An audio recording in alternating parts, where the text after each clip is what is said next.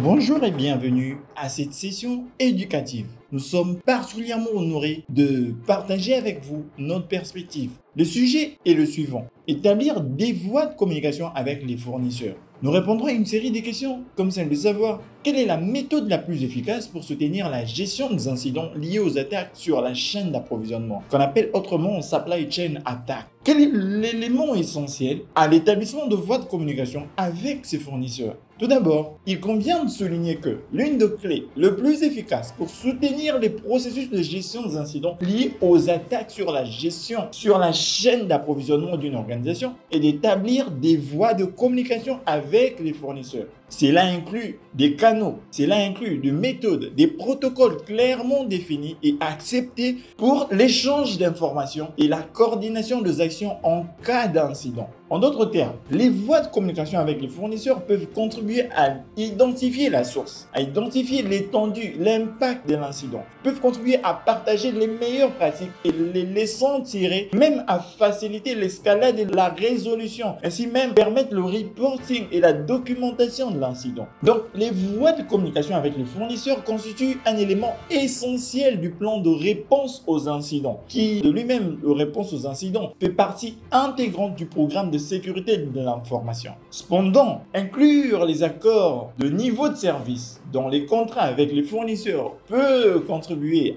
à définir les attentes, les obligations, ainsi que les sanctions en cas de non-conformité. Toutefois, cela ne traite pas nécessairement des procédures et des exigences spécifiques en matière de gestion des incidents, ni n'assure une communication et une collaboration vraiment efficaces. Autre chose, l'exigence d'une formation en sensibilisation à la sécurité de l'information pour le personnel de fournisseurs peut diminuer la probabilité et la gravité des incidents en améliorant les connaissances et les compétences. Toutefois, cela ne garantit pas que le personnel de fournisseurs respectera le processus de gestion des incidents ou résoudra les problèmes de communication et de coordination. De la même manière, bien que la réalisation de tests d'intégration avec le système de fournisseurs peut garantir la compatibilité et la fonctionnalité, ainsi même identifier et atténuer les vulnérabilités ou les erreurs. Cependant, cette approche ne couvre pas l'ensemble des scénarios et des risques possibles, ni n'offre des mécanismes de communication et des réponses nécessaires pour la gestion des incidents.